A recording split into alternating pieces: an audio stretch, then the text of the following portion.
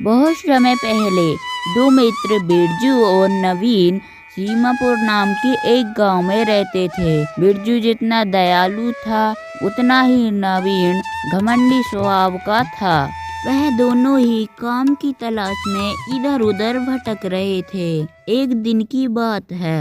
अरे भाई बिरजू, मैंने बहुत जगह काम के लिए पता किया पर मुझे कहीं काम नहीं मिला। हाँ भाई नवीन, मैंने भी बहुत जगह काम के लिए पता कर लिया लेकिन मुझे भी कहीं काम नहीं मिला। तो क्या हमारे पास कोई और रास्ता नहीं है? एक रास्ता है, क्यों ना हम गांव के चंदू काका से सलाह लें। क्या वो बुढ़ा हमें क्या सलाह देगा? मुझे तो लगता है काम ना मिलने की वजह से वो भी पागल हो गया है। देखो भाई रमीन, वो बूढ़े जरूर हो गए हैं लेकिन उनके पास जीवन का अनुभव हमसे ज्यादा है। मेरी मानो तो हमें उनके पास चलना चाहिए। हाँ ठीक है, पर तेरे कहने पर चल रहा हूँ, वरना मुझे कोई सलाह वाला की जरूरत नहीं है। नवीन अपने घमंड में बोल रहा था पर बिरजू के कहने पर वह गांव के बुजुर्ग चंदू काका के पास जाने के लिए तैयार हो जाता है और दोनों गांव के बुजुर्ग चंदू काका के पास जाने के लिए निकल गए।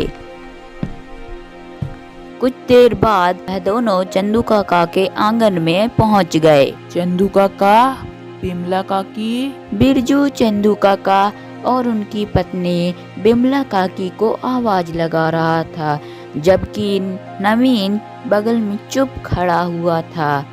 तभी थोड़ी देर बाद चंदू काका वहां आते हैं। अरे क्या हो गया भाई, क्यों शोर मचा रहे हो तुम लोग? काका, वो हमें ना आपसे सहायता चाहिए। हमें नहीं, सिर्फ तुझे सहायता की जरूरत है, मुझे किसी की सहायता की कोई जरूरत नहीं। अरे पर एक बूढ़ा किसी की सहायता कैसे कर सकता है बेटा? अरे जरा सुन तो लीजिए, ये बच्चे क्या कहना चाहते हैं। अच्छा ठीक है भाई, बताओ तुम्हें क्या सहायता चाहिए? काका, हमने पूरे गांव में काम की तलाश की पर हमें कहीं काम नहीं मिला। अब आप इस गांव के बुजुर्ग हैं, आप ही कुछ रास्ता बताइए हमें। देखो भाई, किसी के यहाँ नौकर बनने से अच्छा है खुद मालिक बनना। काका, पर मैं समझा नहीं, आप क्या कहना चाहते हैं?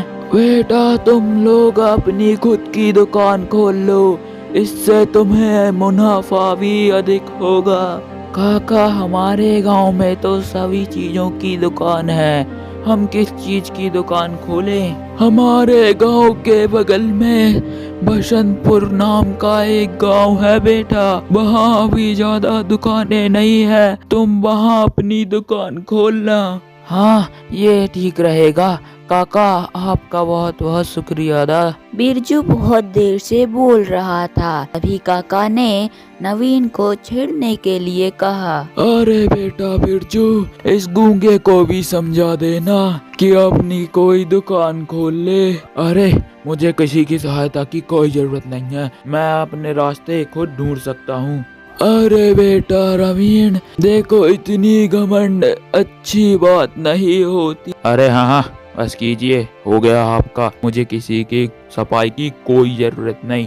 चल बिरजू यहाँ से। शाम हो गई थी, वो दोनों अपने घर की ओर निकल जाते हैं। फिर अगले दिन वो बसंतपुर जाने के लिए चल देते हैं।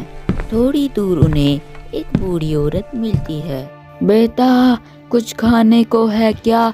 मैं 2 दिन से बहुत भूखी हूँ। अरे बुढ़िया, हमारे पास तो खुद खाने के लिए कुछ नहीं है, हम तुझे कहाँ से दे, चल भाग यहाँ से। अम्मा ये लो, आप मेरा खाना खा लो, वैसे भी मुझे आज भूख नहीं है। बेटा, अगर तुम्हारा खाना मुझे खाने के लिए दे दोगे तो तुम क्या खाओगे? अम्मा आप चिंता मत करो, वैसे भी इस खाने की जरूरत मुझसे ज्यादा आपको है। फिर बिरजू ने अपना खाना उस बूढ़ी औरत को दे दिया और वहाँ से चले गए। दूर चलने पर वह बसंतपुर पहुँच गए। बसंतपुर पहुँचने के बाद नवीन ने बिरजू से कहा। अरे भाई बिरजू, उस बुढ़े के कहने पर हम यहाँ पर आ तो गए, लेकिन हम किस चीज की दुकान खोलेंगे?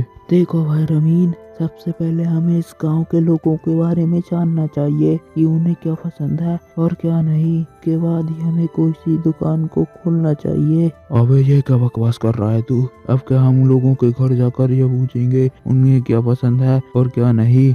मैं तो अपनी पानी पूरी की दुकान खोल रहा हूँ, तू अपना देख ले। बिरजू नवीन को बहुत समझाता है, लेकिन रमीन अपने घमंड के चलते उसकी कोई बात नहीं सुनता है और अगले ही दिन पानी पूरी की दुकान खोल लेता है और बिरजू अपना बर्गर का ठेला खोल देता है। नवीन की दुकान पर लाइन लगी होती है, वहीं बिरजू की दुकान पर कोई भी नहीं जाता। एक दिन की बात है, नवीन अपनी पानी पूरी बेच रहा था कि तभी वहाँ एक बाबा आते हैं। अलख निरंजन, बच्चा साधु भूखा है, उसे कुछ खाने को दो। अरे तो मैं क्या करूं? भूखा है तो पहले पैसे निकालो, फिर कुछ खाने को मिलेगा। मूर्ख बालक, साधु से पैसे मांगेगा। अरे बाबा जी, अगर पैसे हैं तो बोलो, वरना यहाँ से जाओ, टाइम खराब मत करो मेरा। ठीक है बच्चा, पर मैं शराब देता हूँ कि जिस दुकान पर तू इतना घमंड कर रहा है उस दुकान से आज से कोई नहीं आएगा।